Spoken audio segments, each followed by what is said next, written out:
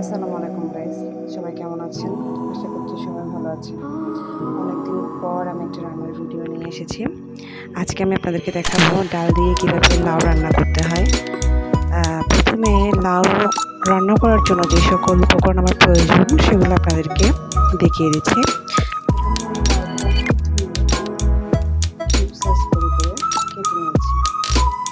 এগুলো দেখতে হয়তো ছোটো মনে হচ্ছে, বাট অতটা ছোটো না, মাঝারি সাইজ করে তারপর হলুদ মসুর ধুয়ে নিয়েছি।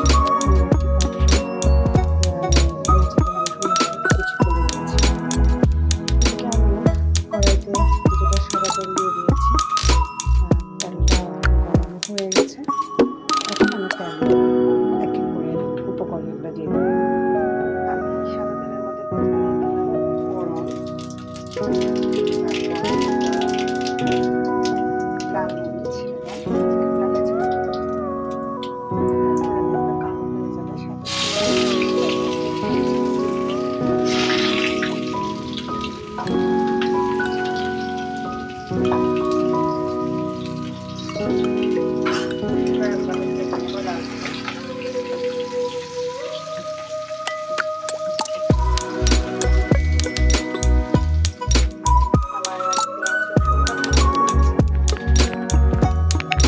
অতিরিক্ত পরিমাণে পেঁয়াজ রসুন কালো করে ভেজে ফেলবো না।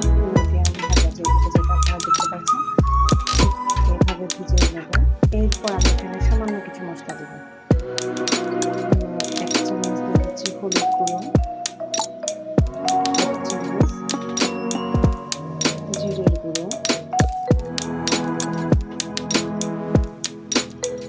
পরিমাণ মতো লবণ, সাথে একটু পানি দেবেন, নাহলে মশলাটা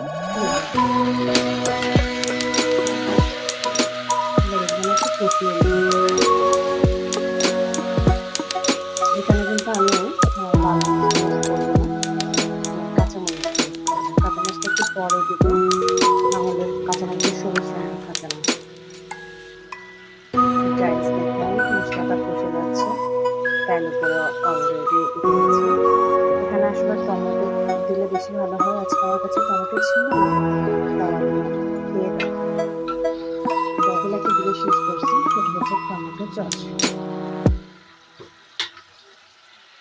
এটাকে আমি আবার একটু কষে নেব।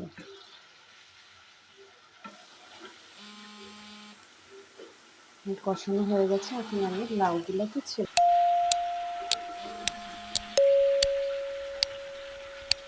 লাউগুলা থেকে কিন্তু জল বেরিয়ে আসবে, তাই আমাদেরকে এখানে জল দিতে হবে।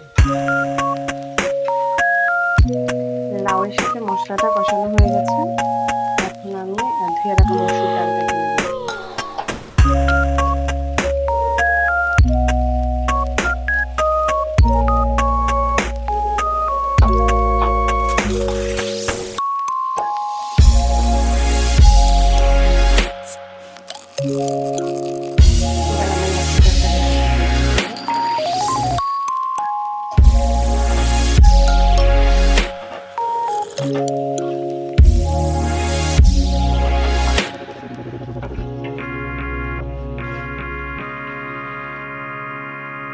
এইভাবে একটু 2-3 মিনিট রান্না করার পর আমি তারপর জল দেব।